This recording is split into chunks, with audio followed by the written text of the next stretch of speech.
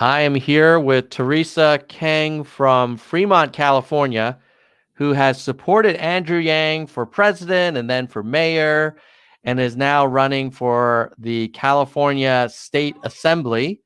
We are going to talk about who is Teresa, what she care about, and maybe some current events. But before we get there, let's warm it up.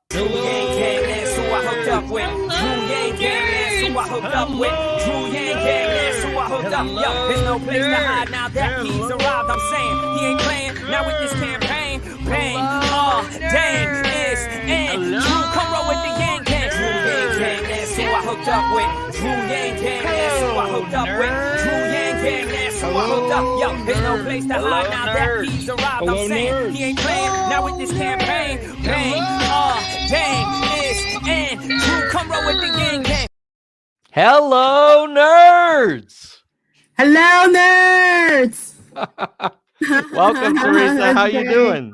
Yeah, good. How are you, Tom? I'm good. I know we ran into each other at that Michelle Wu fundraiser. Yeah. That was fun. She seems like a pretty strong candidate, huh? Yes, very much so. I really hope she wins. Yeah. Yeah, she's going into the home stretch, but we're here to talk about you and your campaign. Thank you. Yeah. Before we get into the state assembly run, tell us a little bit about your background and what you've been up to, as an individual and how you ended up running for office.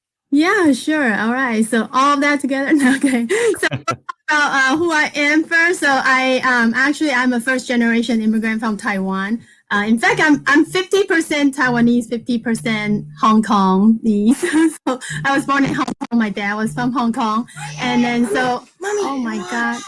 And a mother. And a mother. Okay, honey, I gotta go. Yeah. You have to unlock the iPad. That's, I guess, your typical mom life. So yeah, I have two kids. 12 and 10, both boys, and actually, I came to the States at age 15 as a high school student, actually as an international student, and at that time, actually, the last 2 years of high school, my sister and I lived by ourselves for the most part in an apartment, like a few away from school, and of course, the school didn't know that. My parents, I had lived with my aunt, the first year when we came, and then, my parents wanted to see if, maybe they can do a small business, but, as you know, especially now, small business is, not easy. So end up, just kind of, ourselves going to school and, but, absolutely, like one of the reason why that, I'm now, serving as a elected official, is to give back to the community, because I had received so much, especially during that first few years in the U.S. as a high school student, and also in college, when I came back for breaks, I didn't have anywhere to go, so I could kind of like crush at people's homes and stuff. So like all of that, that first generation immigrant experience. And in fact, I came from a family with domestic violence. So and a child of domestic violence. And so, coming here, at first we were, being a child, we were still, figuring out everything. But, we kind of realized, wow, this is probably the best thing that, happened to us, is to be away from that, from, the whole environment. And so, however, like right now I'm a strong advocate for domestic violence victims and helping them get the resources they need. But, the being a child and being a victim of domestic violence can have really profound effects on you. Yeah. So, so, like I have two kids, and both of them are actually on the autism spectrum. So there's one of them. Yeah. So like it's when people ask me, oh, you're a restaurant owner. Hi, honey. You're a restaurant owner, and you our mom, you serve on the city council. How do you do everything, right? And then I actually told them, well, it's nothing beats being a special needs mom. So if you can do that, you can do anything. So I think that's probably the hardest thing that I've gone through, especially the first few years of their lives. It was extremely difficult, and not having much help. So now I talk to a lot. Like I realize a lot of the parents actually don't know. Honey, I really need some quiet. Can you go outside? Can you brother, please? Close the door. Close the door. Thank you. Yeah, and then like a lot of parents don't know the rights of their children to be educated, right? So I have a mom that recently told me the school had been calling them. Well, before the pandemic, the school was constantly calling her to come pick up her son because he's misbehaving, and then she didn't know that well, he's being punished here by having a disability, right? So because he is in a special needs program. So so being in that with the pandemic, I really see that the hardest hit communities are the lower income families, are the minorities, and so that's why I'm running for assembly seat in the next year. So how long have you been on the city council? Yeah, so I'm actually going into my fourth year now, pretty soon. So so I had actually been reelected last year, and so we have a district that is majority are non-white, right? And then our assembly leader actually, we actually don't remember when was the last time he was in our district, in our city. So he's not very present, and we really need somebody that will be advocating for these families that needs urgent help. What was your decision like to run for city council the first time? Was that the first public office you sought? That was, and it was funny because my I actually never thought I would be running for public office, and my husband actually the city had actually just gone into district election in 2018, and so my husband, we had two seats, right? That two seats that's new, two open seats. And my district, in District 1, we actually didn't have anyone serving in the city council for 12 years before me. So, my husband looked over to me. He's like, you should run for this position.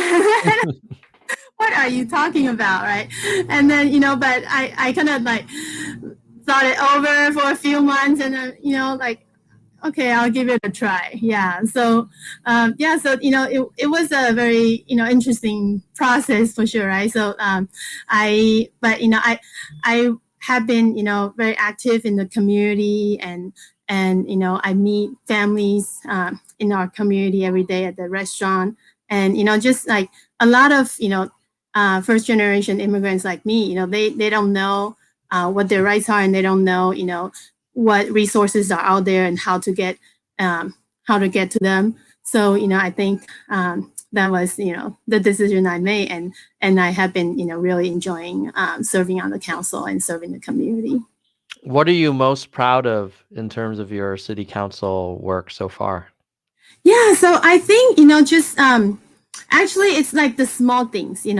I feel like sometimes like someone comes to you like, oh, my house was flooded because the pipe on our street broke, right? The water pipe. And then they, it was no fault of theirs, but then it had been, 2 months, and then, no real progress still has been, right? Or like little things like they're having renter issues or landlord issues, and then they don't know who to go to, or they during the pandemic they the small businesses are really having a hard time. They don't know how to apply for the grants, or just things like that. It may be a small thing for this person, but that's all they need, right? That's out every day. And then, just meeting the, different communities and a lot of like the high school kids. A lot of times this past summer, I just hosted almost 10 interns in our community. Yeah. So like at first it started with 2, and then, we were posting things that we're doing or like cleaning up graffiti or touring the, low income housing. And then different, I'm getting like emails and messages from their friends like, oh, can I join also? And like, okay, come on over. It's great. They feel like there's somebody that look like them that they can, kind of almost model after, right? That, oh, it's not just for, your typical white person to be in the elected office, but, they can be there one day as well. So I think that that is really important for our next generation to see. Yeah. And tell me about your interest in the state assembly. Like, what would you, if you got there, what would you want to focus your time on? Yes, yeah. So, as you know, we need, affordable housing, we need healthcare, but I really think that, education really is the key, for a lot of the rising issues that we are facing right now, even with homelessness, with crimes. And, actually, Andrew really did have a profound impact on me as well. I was, I was reading his book when I was supporting him, and he really kind of elevate a lot of the issues that we're now, seeing in front of our eyes, right? Like with the pandemic, all the jobs, retail jobs going away, and then people are, really suffering, like how much those checks, had just helped people out at their most desperate moment. And so I actually, when the school couldn't, go back in person, right? And then like a lot of kids were really having a hard time with distance learning, especially the lower income kids and the special needs kids. So, I actually applied for education leadership doctoral program at San Jose State, so that, like I can really see what are the fundamental issues and how our school system works, so that I can, make the most impact in the soonest way, right? So I think, and then I came to find out that, well, we already know that all the schools were, severely underfunded, our public schools, right? And then in California, where we are the 5th largest economy, we have the highest poverty rate in the nation. And, some of the worst schools, right? And so, it's pretty embarrassing, I think, with all those numbers. And then I came to find out that our lower income kids who qualify for free preschool, because we have a pretty, like low preschool enrollment rate among the advanced countries, right? So but even for the families that qualify for free preschool, only a third of them actually ended up getting the spot, because there's so little funding. So, I think it's just like really embarrassing that, people haven't been putting a focus on education, like on like getting these kids set up for success for their academic career, so they can, finish high school, they can get to, jobs that they can get to, right, for their future career. So, like a lot of, we see that research is showing that, preschool enrollment really set them up for, for success, for, kindergarten readiness, and then for better high school graduation rate, and then better employment down the line. So, like a lot of, so I really would be advocating for better funding for our schools and better, pay for our teachers. And I think, investing in our children is just, is investing in our future. Yeah, you raise a good point. A lot of people hear about California and their minds maybe sometimes go to like Stanford and Palo Alto High School and Silicon Valley. And we do have really wealthy people in this state and some amazing schools. But then there's also the other side of the coin, where people are really struggling, and there often is not as much attention about that. So it's great to see you kind of advocating for the everyday Californian that's Right, trying to right. raise a family. Yeah, thank you. Yeah, and then like in my cohort, actually, we have educators at all levels, and then you see that in college there's also a lower enrollment for minority or low income students, right? And then so we really need. Oh, hello, there's Nicholas. So yeah, so we we really need some quiet. Yeah, so we yeah, so our students are under so much stress to get into these 4-year colleges, right? And we need mental health support for them, but at the same time we need to have more universities for them to go to, right? So then they're not like, oh, we can't have affirmative action because we already don't have spots for us. They're going to take away our spots, right? So it's really sad to see that people are fighting each other instead of like us giving the students that the schools they need. One of the things that Andrew talked about that I really kind of resonated with me and now drives some of the volunteer work I do is around vocational training, that not everybody needs to go to MIT Yeah, to get a job. right, right. What's your thinking about, there's generally a large focus on attending 4-year universities Mm-hmm, and mm-hmm, sometimes like the most kind of elite ones. mm-hmm. But what about supporting students who want to pursue other paths that actually will lead to great jobs, great job security, and happiness? How do you think Absolutely. about that? Yeah, great. I really appreciate Andrew brought that up. I think that, we have, like he was comparing, US and like European countries, they Hmm. be like 40% vocational Yeah. programs, that the high school students are in. And we have like maybe less than 10%, right? And Yeah. then actually like over the summer, I was actually taking some of the interns to see like our fire department, like touring them and then like seeing that, jobs like these are, and then actually I recently also toured another like apprenticeship program that would train high school kids to be electricians, plumbers, Hmm. and like jobs like these, they're not going to be automated. They have good pay, and then they start paying you when you're trained, like being trained, right? So instead Yeah. of accruing like student debt, right, you will be making money at like right after high school, right? So I really think that I was on the I'm still on the school board liaison with the city council. So I've been kind of advocating for vocational programs as well. I think it's really gonna take a lot of pressure off our students. They don't have to just like 4-year college is not the only way to success, right?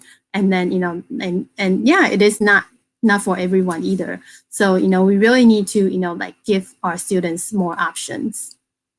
Yeah. And plus, the economy doesn't need everyone coming out with a 4-year degree. Many employers need people with very specific skills that won't learn in a 4-year university. Yeah, absolutely. Uh, Yeah. Mm-hmm. yeah. When I lived in Switzerland for 4 years, I was so impressed by the fact that only 10% of high school students go on to university, Oh, wow. Mhm. and it's for like pure academics who really like love studying. It's not Right. designed as a thing to stamp your resume just to get a Uh-huh. job. That there are Yeah. other programs where people make really great livings and they have rewarding work and they have work-life balance. But I think still here we tend to overprescribe college, and then we end up with people with tons of debt, and then they're performing work that doesn't even require that degree. So yeah, it's Yeah. hopefully you can help lead that change. I know we That's only right. have about Yeah. 13 minutes left, because you've got to run to a what event are you running to, by the way? Yeah, I'm actually going to a rally for the Afghan community because, as you know, what Mm. how everything's happening there. And so, we are stepping up to support and rally up and lobby support for the Afghan communities. And so Fremont has probably the biggest Afghan community in the United States. So, we have, we're expecting refugees that will be coming our way. And we're setting up. We had the city has already set up a fund, and because we have a lot of community members asking for us, asking us how to support, how to donate. So we have a fund, and we'll be also pretty soon accepting other goods as well. That's great, and what a hard problem to tackle. I mean, obviously, very complex. Yeah.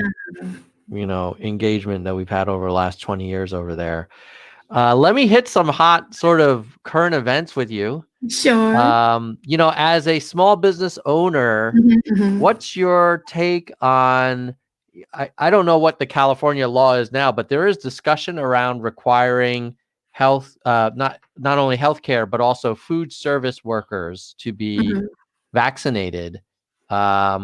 Has that come up in discussions for your business or for other businesses in your community? Yeah. So actually, for my restaurant, 100% of our employees have been vaccinated when we were able to go. So I think back in April, all of us have been vaccinated, and because we want to be part of that, effort to try to end this pandemic, right? And so I do know that there are some other businesses, not all of their staff are on board with the vaccine, and so it's really unfortunate that we have had all the misinformation out circulating around, and people are just not having the trust with the vaccine, even though they seeing the numbers and the deaths that we have had over the last year and a half, right? So so it's certainly in the discussion. I'm glad that schools are California schools have required all staff and teachers to be vaccinated. And so at the city level, we are still kind of we haven't put a mandate, but we're considering putting kind of like a mandate plus like a weekly test, right? Like / weekly test. So at least we can kind of push more people to vaccinate, perhaps. Yeah. So I know it's again, it's like kind of coming from the top leadership, right? So I would think that President Trump and his wife have been vaccinated long ago, but why would they not tell people to do the same, right? So it's just really sad, how to see all of that, and like now we have a whole communities of people that don't believe in the vaccine and not being. Now those communities are really hurting. So yeah, so it just shows how important leadership is, right? And when you're in the leadership position, it's you're not just like watching out for your own interests or benefits, but for the community. Yeah, it is quite an interesting juxtaposition of, you've got a lot of Trump supporters. Some are non-Trump supporters, but a lot of Trump supporters who are really against getting vaccinated or wearing masks indoors. That's another thing that they want to do, right? Yeah. Yeah.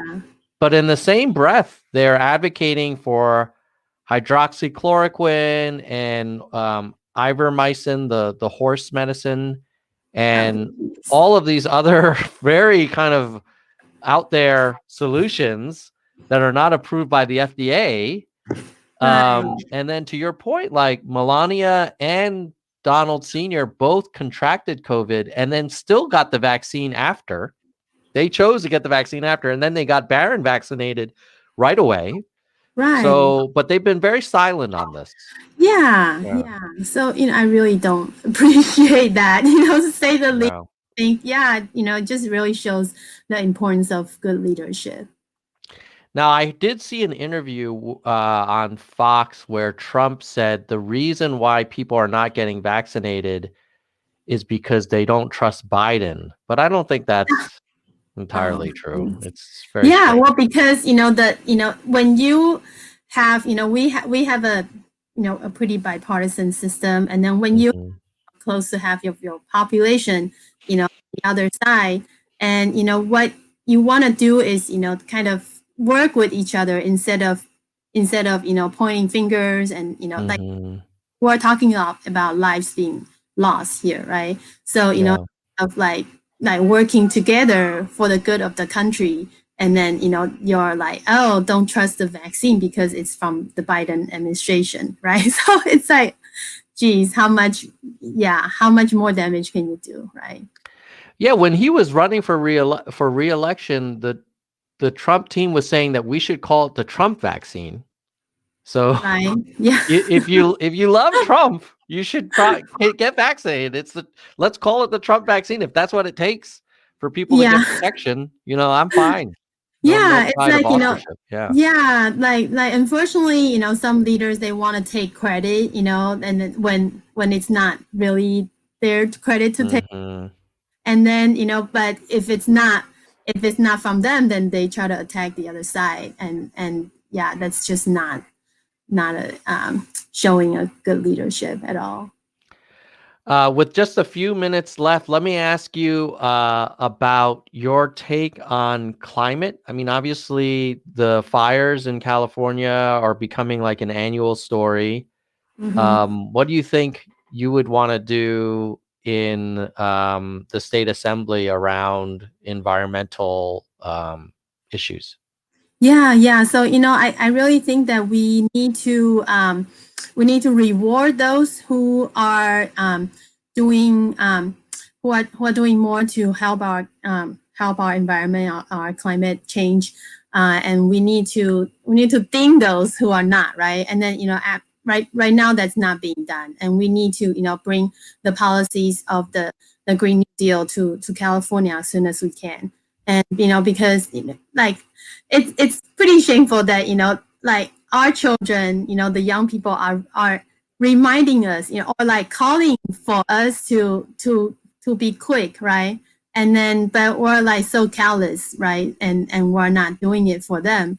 And it's just like time is ticking, right. And we need to really, yeah, it needed to be done yesterday, right. So a lot of our water level keeps rising. Our fire is getting worse every year.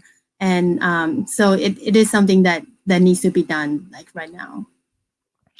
Yeah, they years ago there were scientists that were telling us about how we needed to be prepared for the next Spanish flu, the next global Mhm. pandemic, and everybody kind of said, "Oh, we have time, don't That's worry." not happening. Yeah. Yeah, and we see the effects of not being prepared for that. And many scientists are saying that there's a window of time to do anything about climate. You can't wait until your children are breathing in smoke every day, Yeah. and trying to have and your grandchildren are are Hmm. are suffering. Like, Yeah.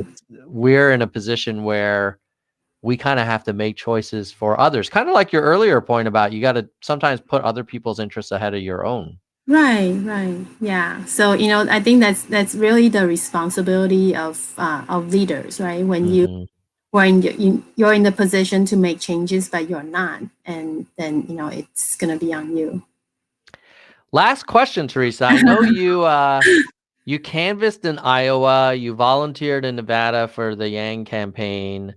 You were supporting him for mayor. What do you think is what would you like to see Um, for Andrew in the mhm. future? Okay. Well, I actually have, share a lot of things with Andrew. Like, we're both immigrants from Taiwan, where he's the second generation, and Hmm. children, on the spectrum as well. And Hmm.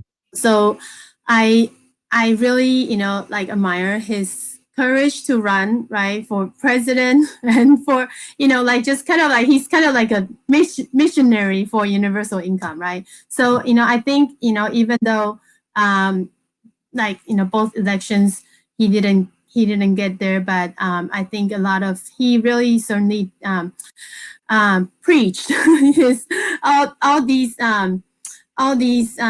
kind of his vision, right? And then like really warn us, what is coming to us if we don't do anything about it. So I think there are still a lot of yang gangs around, like you and me, right? So we really see that, like, well, Andrew's really a smart guy, and then I think just keep going, keep like getting like keep preaching his the universal income, because right now we see that during the pandemic, like families, the lower income families are suffering the most, right?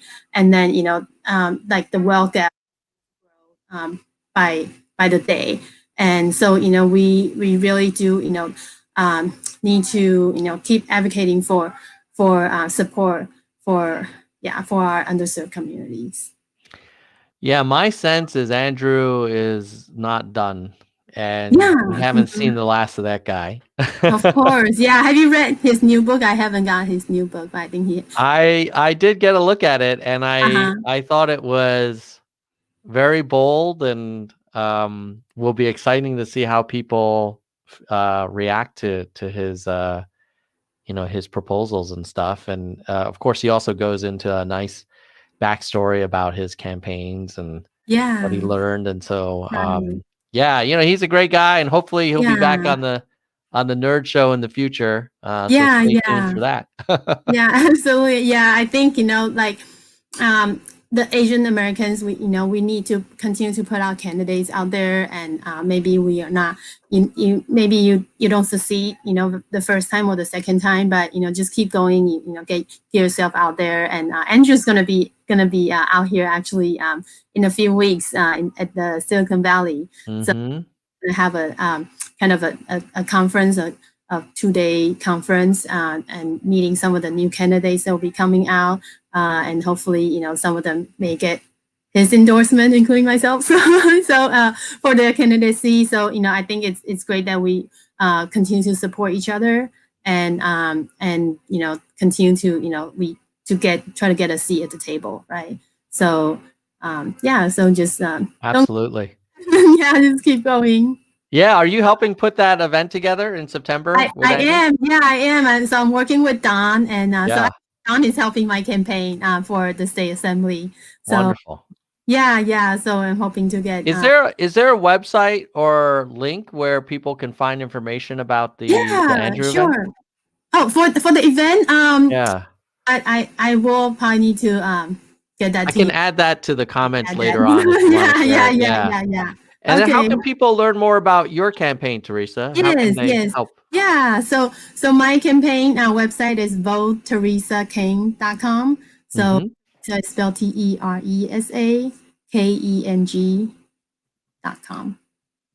And what do you need? Do you need volunteers, donors? I do need volunteers. I do need donors. So like, as campaign needs a lot of funding to get the name and the message out there. So I would really appreciate any and all support. Well, you're I'm so impressed by you putting your hat in the ring and running for office in city council while running a business and being a mom of 2 kids. You have a very calming, positive energy to you, and I would love to see more of that in government in general. So I'll be rooting for you, and hopefully folks can learn more about you at voteteresakeng.com, and also vote to approve her on ofthepeople.us. All right. Great, Teresa. With that, we're going to say goodbye, nerds. All right. Thank you, Tom. See you. See you next time. Hey, Teresa, can I get a goodbye, nerds from you? Okay, yeah. Goodbye, nerds. Goodbye, nerds. See you later. Have a good event. Bye. Have a great day. Bye.